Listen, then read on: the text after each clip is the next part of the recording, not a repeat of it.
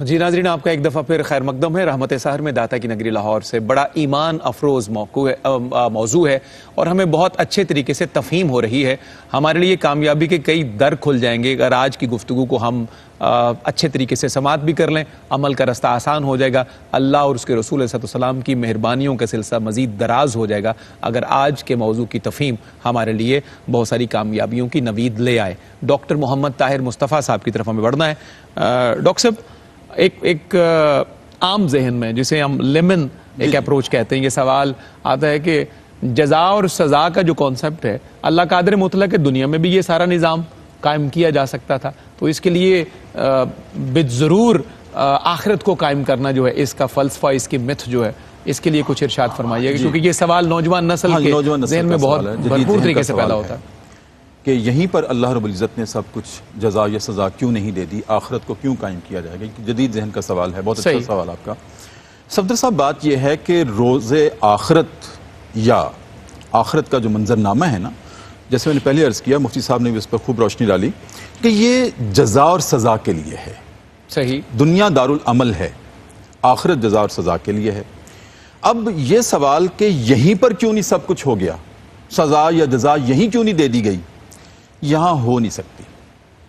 دنیا کے نظام میں کسی بھی انسان کو اس کے صالحیت کی جزا مکمل نہیں دی جا سکتی، اور اس کے گناہ یا برائی کی سزا وہ بھی مکمل نہیں دی جا سکتی دنیا کے نظام میں۔ یہ پوسیبل نہیں ہے۔ وہ اس طرح سے پوسیبل نہیں ہے کہ دیکھیں صفدر صاحب، دنیا کے نظام میں اگر کسی شخص نے جرم کیا، وہ سب پروفیسر، اگر کسی شخص نے جرم کیا، کسی شخص نے ایک جان کو قتل کیا ہے، تو دنیا کا نظام کیا کہتا ہے کہ اس کے بدلے میں اس کو قتل کر، اس کو مار دیا جائے، جان کے بدلے جان، پھانسی دے دی جائے، پھانسی دے دی جائے، ہینگ کر دیا جائے، جان کے بدلے جان ہے۔ لیکن سوال یہ ہے کہ اگر کسی شخص نے ایک کو قتل کیا، اس کے بدلے میں اس کو تو قتل کر دیا جائے گا یا اس کو تو ہینگ کر دیا جائے گا دنیا کے نظام میں، لیکن اگر کسی شخص نے 10 بندوں کو قتل کیا ہے، اس کا بدلہ کیسے دنیا کے نظام میں دیا جائے گا؟ پوسیبل نہیں ہے۔ صحیح، پوسیبل نہیں، تو 10 دفعہ ہینگ کر پوسیبل سکتے ہیں، نہیں، لیکن جان تو ایک دفعہ آپ کو یاد ہوگا مفتی صاحب، شاہدرہ میں ایک جاوید اقبال نامی شخص تھا جس نے 100 ماؤں کے بچوں کو، 100 ماؤں کے کلیجوں کو تیزاب میں تحلیل کیا تھا، اور بعد میں وہ شخص پکڑا گیا تھا اور پھر اس نے جیل میں ہی خود کو ختم کر لیا تھا۔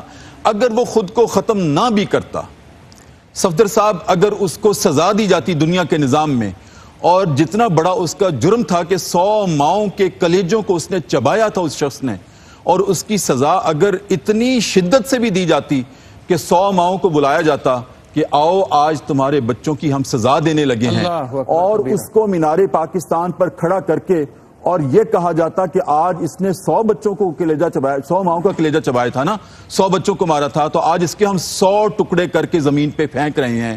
اگر 100 ٹکڑے بھی اس کے زمین کے پھینکے جاتے، کسی ایک ماں نے کہنا تھا یہ تو میرے بچے کی سزا ہے، 99 بچوں نے کہنا تھا میرے بچوں کی سزا کہاں ہے؟ وہ ماں نے کہنا تھا 100 نہیں، اس کے 1000 بھی ٹکڑے کیے جائیں کم ہے۔ لہٰذا اس کے باقی 99 ماؤں کے بچوں کا بدلہ آخرت میں ہی دیا جا سکتا ہے، دنیا کے نظام میں نہیں دیا جا سکتا۔ اگر اس کا قیمہ بھی بنا دیا جاتا، نہیں دیا جا سکتا تھا۔ ایک بات۔ دوسری بات یہ ہے کہ دنیا کے نظام میں اگر کوئی صالح کام کرتا ہے، نیکی کا کام کرتا ہے، تو بجائے اس کو جزا دینے کے اس کی تضحیق کی جاتی ہے دنیا کے نظام میں۔ اگر کوئی شخص نماز پڑھتا ہے تو دوسرا کہتا ہے بڑا آج کل صوفی بنا پھرتا ہے، بجائے اس کے جزا دینے کے، اپریشیٹ کرنے کے، ہم اس کو تضحیق کا نشانہ بناتے ہیں۔ اور اگر کوئی گناہ کر کے باہر نکلتا ہے تو ہم اس کو ایسے کرتے ہیں، واہ یہ دنیا کا نظام ہے، یہاں تکمیل نہیں ہو سکتی، نہ گناہ کی سزا دی جا سکتی ہے، نہ کسی کی صالحیت کی جزا دی جا سکتی ہے۔ اس کے لیے لازمی تھا کہ یوم الحشر قائم کیا جائے، میزان قائم کیا جائے، اور جو سزا یا جزا دنیا میں نہیں دی جا سکتی تھی وہ آخرت میں اس کو دی جائے اور عدل کے مطابق دی جائے۔ بہت شکریہ جناب ڈاکٹر محمد طاہر مصطفیٰ صاحب۔ ناظرین، موضوع کو ہمیں آگے بڑھانا ہے، مزید اس کامیابی کے اور نفع کے سلسلہ کو کھولنا ہے۔ مفتی صاحب قبلہ، جب بھی ہمیں کوئی بھی پروجیکٹ ہو، کوئی اسائنمنٹ ہو، کوئی آبجیکٹو ہمارے سامنے ہو زندگی میں، تو ہم لازماً اس کی تیاری کرتے ہیں، اس کی ریہرسل کرتے ہیں، پریکٹس کرتے ہیں تاکہ ہمارا وہ کام پرفیکشن کے ساتھ ہو جائے. تو آخرت کی تیاری کا حکم، اس کی ترغیب اور اس کی ضرورت، میں چاہتا ہوں اس حوالے سے آپ ارشاد کیجیے. قرآن و سنت کا سب سے زیادہ فوکس اسی پہ ہے.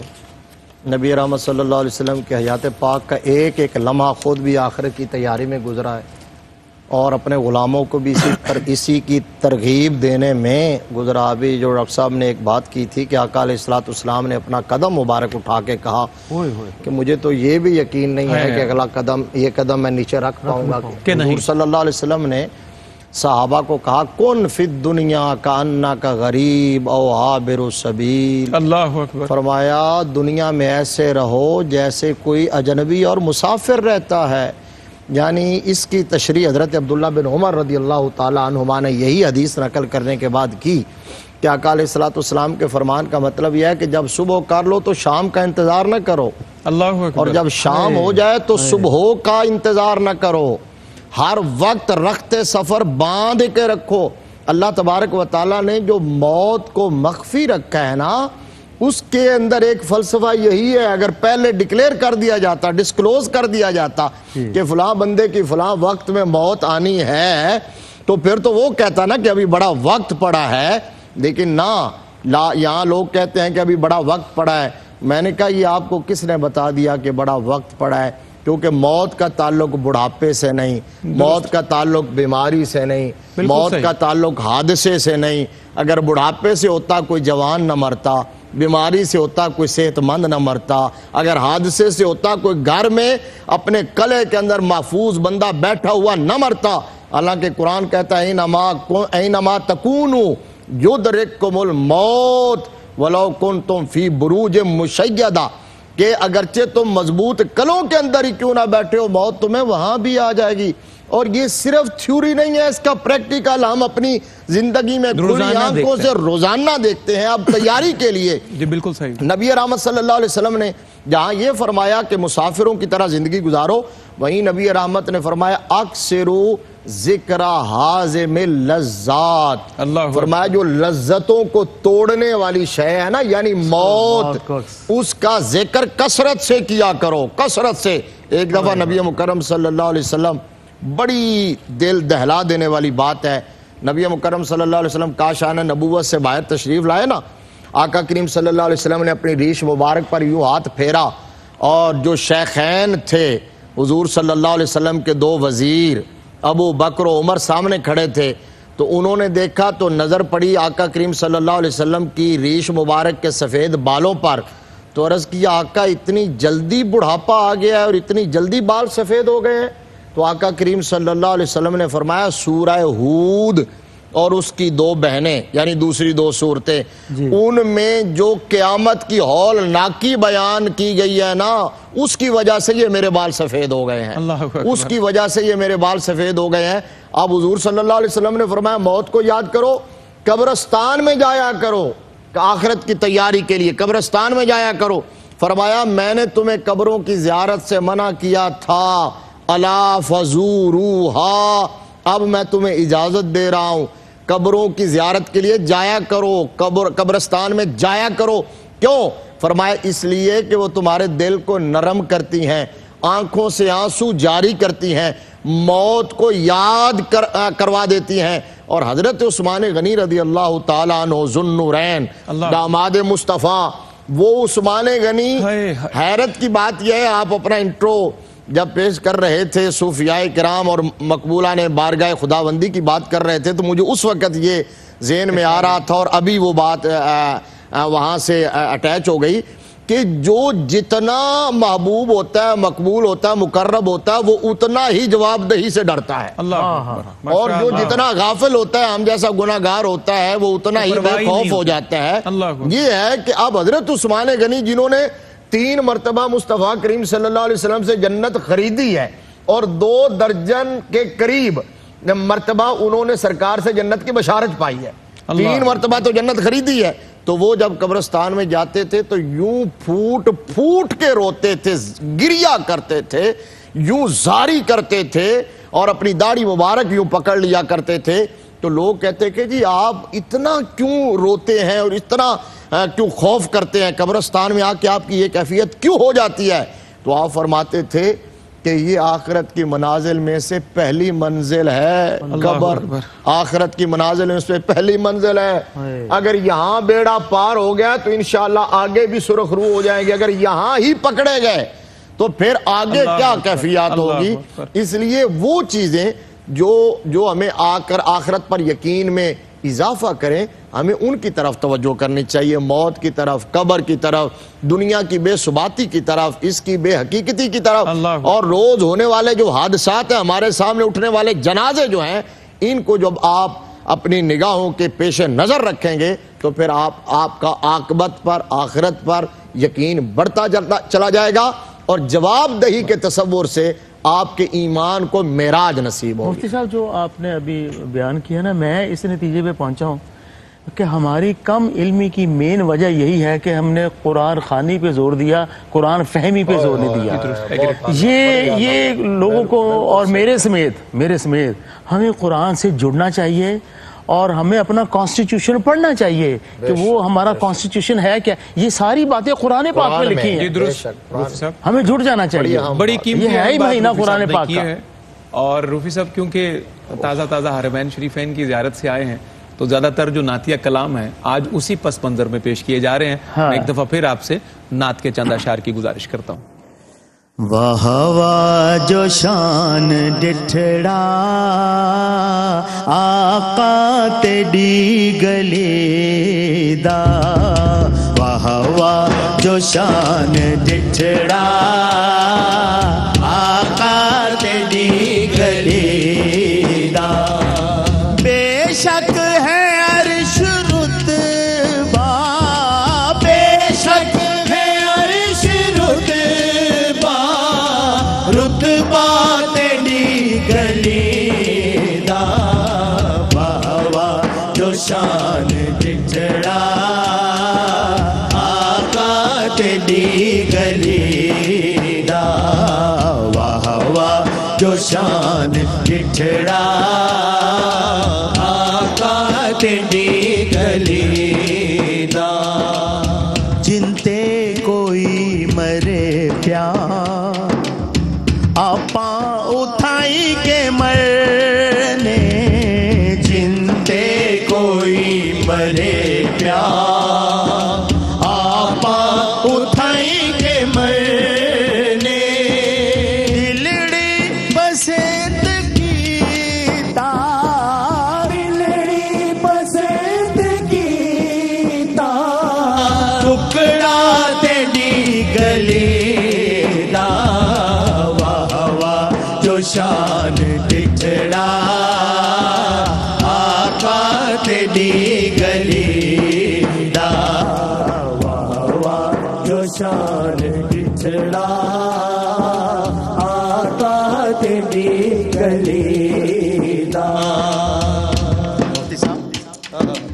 شاہاں تو ود شہنشاہ پینے تیری گلی دے، شاہاں تو ود شہنشاہ پینے تیری گلی دے، لکھ جاگ دیا تو ود گیا، لکھ جاگ دیا تو ود گیا، ستڑا تیری گلی دا، واہ واہ جو شان ڈٹھڑا آقا تیری گلی دا، شاہاں تو ود شہنشاہ پینے تیری گلی دے، شاہاں تو ود شہنشاہ پینے تیری گلی دے، لکھ جاگ دیا تو ود گیا، لکھ جاگ دیا تو ود گیا، ستڑا تیری گلی دا، واہ واہ جو شان ڈٹھڑا آقا تیری گلی دا۔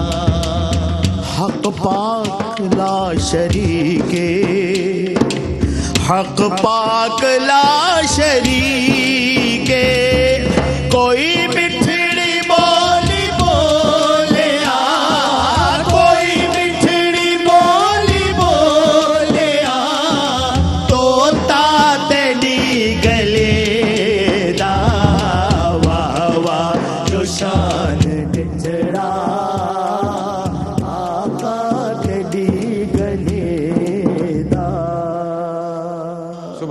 سبحان اللہ کیا خوبصورت عکس بندی ہے زیارت حرمین شریفین کی اور آقا کریم علیہ السلام کے مقدس دیار کی. اللہ ہمیں بھی بعد حاضری بار بار نصیب فرمائے. یہاں بڑھتے ہیں ایک مختصر سے وقفے کی جانب. جی ناظرین آپ کا ایک دفعہ پھر خیر مقدم ہے ARY ٹی وی پر رحمت سحر میں ایمان اور رمضان ہمارا خصوصی سیگمنٹ. اس سیگمنٹ میں ایمان اور فکر آخرت ہمارا آج کا موضوع گفتگو. خوبصورت گفتگو ابھی تک آپ کی سماعتوں کے حوالے کی ہے ہمارے معزز کالرز نے. پروگرام کے اختتامی مراحل ہیں تو یہاں ہم پیغامات کی صورت میں چند اور قیمتی باتیں آپ کی سماعتوں کے حوالے کرتے ہیں. ڈاکٹر صاحب قبلہ ایک بڑا اہم سوال, دین و دنیا میں توازن, دنیا اور آخرت میں توازن, دین کی روشنی میں زندگی کیسے گزاری جائے اور یہ جو توازن اور ایکویلبرم ہے اسے ایک بندہ مومن کیسے قائم کرے, اس کے بارے میں کچھ ہدایات ارشاد کیجیے. صفدر صاحب فکر آخرت کو سامنے رکھتے ہوئے میں یہ عرض کروں گا کہ جو دنیا میں ہم ایک المیہ ہے ہمارا کہ بعض اوقات نہیں اکثر اوقات یہ کرتے ہیں کہ نیکی کو چھوٹا سمجھ کے چھوڑ دیتے ہیں. اللہ اکبر, یہ بڑا کامن رویہ ہے ہمارا, المیہ ہے ہمارا. چھوٹا اور سمجھتے ہیں, نیکی کو چھوٹا سمجھ کے چھوڑ دیتے ہیں. کوئی نہیں بڑی نیکی کریں گے, صحیح, چھوٹی چھوڑ دیتے ہیں. اور گناہ کو چھوٹا سمجھ کر لیتے ہیں. بڑی قیمتی بات, اللہ اکبر. گناہ کو چھوٹا سمجھ کے ہم کر لیتے ہیں. اور کلام اللہ میں گناہ کی یا اللہ کی حکم عدولی کی یا نافرمانی کی جو اکثر مقامات پر سزا بیان ہوئی ہے وہ کیا ہے؟ عذاب النار ہے, آگ کا عذاب ہے. میں اکثر یہ عرض کیا کرتا ہوں کہ اگر اللہ رب العزت نے یوم الحشر آخرت کے میزان کے وقت یہ کہا کہ اپنے دونوں ہاتھ پھیلاؤ اور ایک ہاتھ میں ایک دہکتا ہوا سلگتا ہوا کوئلہ رکھ کر مجھے یہ کہا کہ یہ تمہارے چھوٹے سے گناہ کی سزا ہے, اور دوسرے ہاتھ میں آگ کا بڑا الاؤ رکھ کر یہ کہا کہ یہ تمہارے بڑے گناہ کی سزا ہے, تو مجھے بتائیں دونوں میں سے قابل برداشت کون سا ہے؟ اللہ اکبر. کوئی بھی نہیں. نہ وہ چھوٹا سا انگارہ ہم مٹھی میں لے سکتے ہیں, نہ آگ کا بڑا الاؤ لے سکتے ہیں. تو توازن یہ ہے کہ ہم نیکی کو چھوٹا سمجھ کر چھوڑ نہ دیں اور گناہ کو چھوٹا سمجھ کر کر نہ لیں. اور اگر گناہ ہو جائے تو صفدر صاحب, روفی صاحب, مفتی صاحب آپ تائید کریں گے کہ اس کا ایک وقت ہوتا ہے معافی کا. وہ پھر جب وقت چلا جاتا ہے نا تو مجھے خلیفہ ہارون کی وہ بات یاد آ رہی ہے کہ جب وہ بازار میں آئے تو حضرت بہلول دانا انگلیاں پھیر رہے تھے زمین پر. پوچھا حضرت کیا کر رہے ہیں؟ کہا کہ ضروری کام کر رہا ہوں. کہا آپ تو ویرانوں میں رہنے والے تھے, آج بازار میں ہیں اور مٹی میں انگلیاں پھیر رہے ہیں, یہ کیا کر رہے ہیں؟ یہ کیا نقش و نگار کر رہے ہیں؟ کہا کہ میں بندوں اور اللہ کے درمیان صلح کروا رہا ہوں. اللہ اکبر. کہا پھر؟ کہا کیا بتاؤں, وہ مانتا ہے یہ نہیں مانتا, وہ مانتا ہے یہ نہیں مانتے, میں کیا کروں؟ اگلے دن حضرت بہلول دانا قبرستان میں پائے گئے تو خلیفہ ہارون نے پوچھا کل آپ بازار میں تھے اور آج آپ قبرستان میں ہیں, تو آج یہاں کیا کر رہے ہیں؟ کہا آج بھی وہی کام کر رہا ہوں جو کل کر رہا تھا, کہ میں بندوں اور اللہ کے درمیان صلح کروانے کی کوشش کر رہا ہوں. کہنے لگے پھر؟ کہنے لگے آج وہ مانتا ہے یہ نہیں مانتا. آج یہ مانتے ہیں, وہ نہیں مانتا. وقت گزر گیا, بازار میں تھا تو وہ مانتا تھا, یہ نہیں مانتے تھے. آج یہ قبروں میں آگے ہیں تو یہ مانتے ہیں صلح کے لیے, اب وہ نہیں مانتا. اللہ اکبر. خوبصورت پیغام جناب ڈاکٹر طاہر مصطفیٰ صاحب کی جانب سے. مفتی صاحب قبلہ آخرت کے احوال کی کچھ منظر کشی مزید اور پیغام کی صورت میں تاکہ ہمیں عمل کا راستہ ملے. پہلے تو امید کی کرن جو ہے نا وہ اسی ڈاکٹر صاحب کی گفتگو سے ہے. میں قطع کلامی کی معافی چاہتے ہوئے جس طرح ہمیں بتایا گیا ہے نا کہ جو ایمان ہے وہ خوف اور امید کے درمیان ہی ہوتا ہے. تو امید کا دامن تو ہمیں کبھی نہیں چھوڑنا. یہی، اور یہاں سے بھی تصدیق ہو رہی ہے کہ قبر میں جانے تک وقت ہے. حضرت بہرول دانا نے بھی یہی کہا، باز آ باز آ. اللہ اکبر. ٹھیک ہے نا، باز آ باز. صوفیاء نے یہ کہا کہ پلٹا پلٹا، 1000 بار بھی توبہ شکست کر چکا ہے، توبہ توڑ چکا ہے، پھر بھی اِنَّ رحمت اللہ قریب من المحسنین. اللہ اکبر. تو یہ ہے کہ اللہ سے ڈرتے رہنا چاہیے اور پر امید رہنا چاہیے. اصل بات تو یہ ہے اس کی حاکمیت کو، اس کی سپرمیسی کو تسلیم کرنا، اس کے سامنے کھڑا. وَأَمَّا مَنْ خَافَ مَقَامَ رَبِّهِ وَنَهَا النَّفْسَ عَنِ الْهَوَىٰ فَإِنَّ الْجَنَّةَ هِيَ الْمَأْوَىٰ. قرآن کہتا ہے جو اس کے سامنے کھڑا ہونے سے ڈر گیا، بس جس کے رگو پے میں یہ چیز بس گئی کہ میں کیا جواب دوں گا، یہی کامیابی کا پہلا زینہ ہے. یعنی مفتی صاحب بندہ گناہگار تو ہو جائے، باغی نہ ہو. باغی نہ ہو، یہی بات ہے. یہ ہے کہ قرآن نے بغاوت نہ کرے، گناہ ہو جائے اس کی توبہ کرے. من رحمت اللہ، فرمایا کہ تم میری رحمت سے کبھی مایوس نہ ہونا. وہ 100 جس نے 99 قتل کیے تھے، تو خیال آیا ایک دفعہ کہ میں توبہ کر لوں، تو وہ کسی کے پاس گیا، انہوں نے کہا ہٹ پرے کدھر تیری وجہ نہ میرے تے وبال نہ آ جائے. تو اس نے پکڑ کے اس کو 99 کی ہیں تو سینچری مکمل کر لیتا ہوں. یہ حدیث بڑی مستند ہے، مسلم میں ہے. یہ کوئی ایسا بنی اسرائیل کا واقعہ. تو وہ پھر 100 کے بعد خیال آیا، تو اللہ والوں کی بستی کا راستہ کسی نے بتایا، تو وہ اس ندامت کے آنسو لے کر جا رہا تھا. بس یہی تڑپ تھی، یہ اقبال جرم تھا.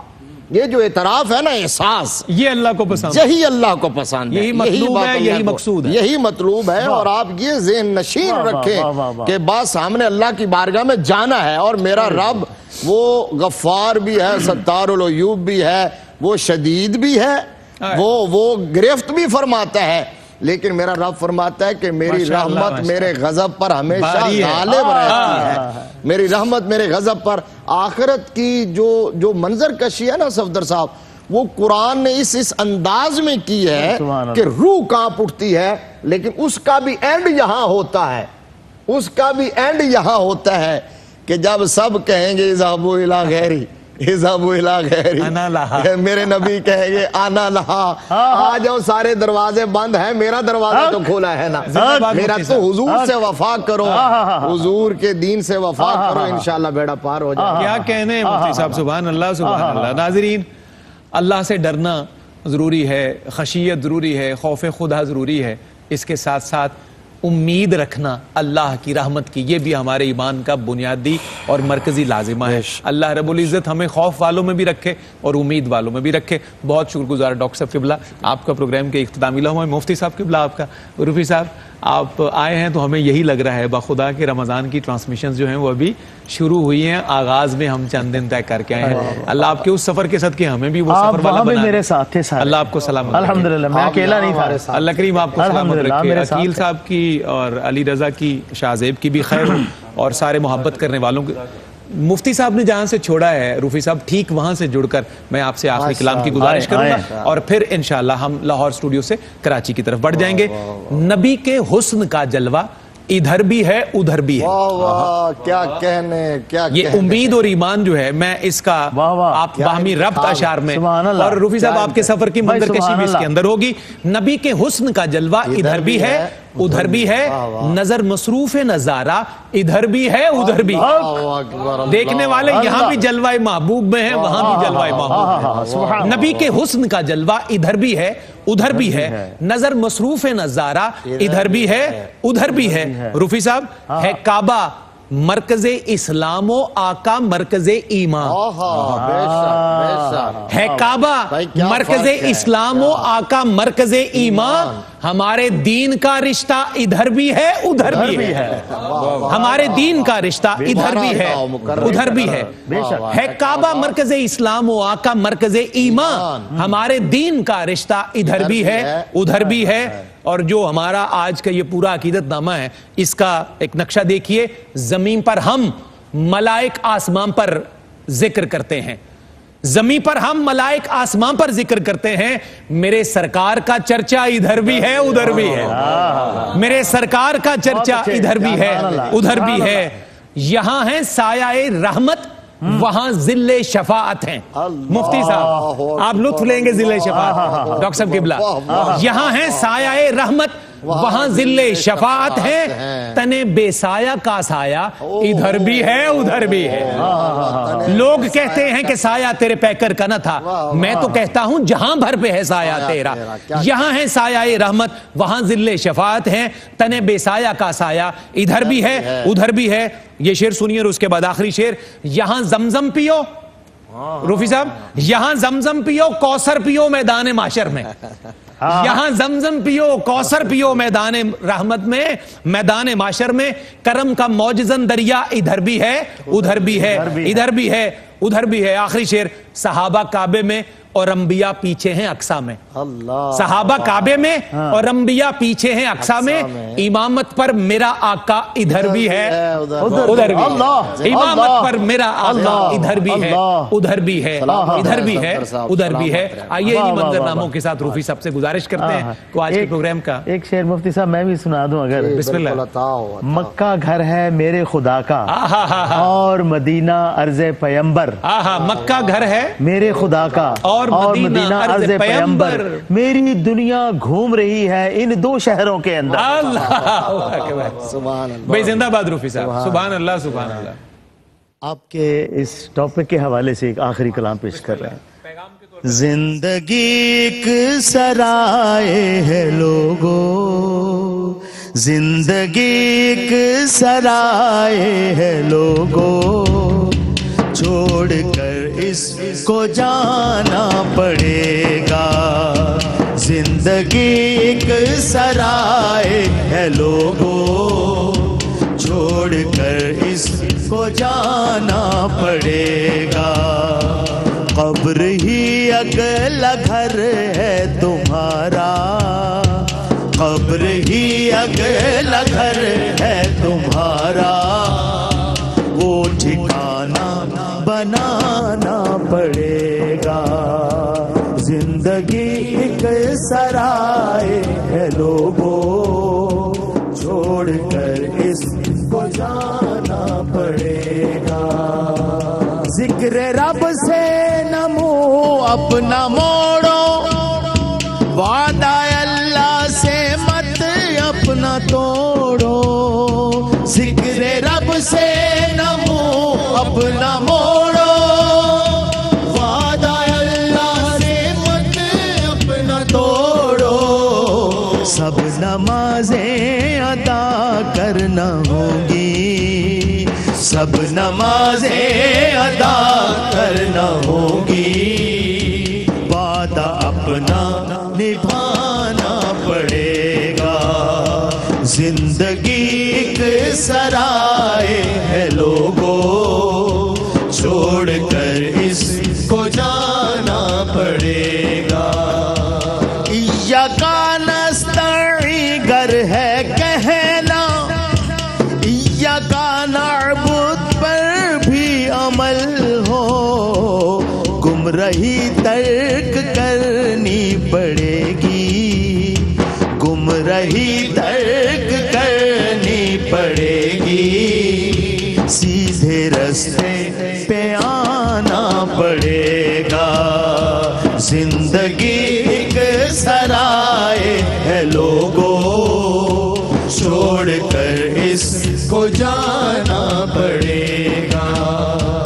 جو یتیموں کا ہے مال کھاتے, جو گواہی ہے سچی چھپاتے, ان پہ ہوگا غضب سچے رب کا, ان پہ ہوگا غضب سچے رب کا. ان کو دوزخ میں جانا پڑے گا. زندگی ایک سرائے ہے لوگو, چھوڑ کر اس کو جانا پڑے گا. جو بھی گستاخ ماں باپ کا ہے, پائے گا دنیا میں بدلہ ساجد. جو بھی گستاخ ماں باپ کا ہے, پائے گا دنیا میں بدلہ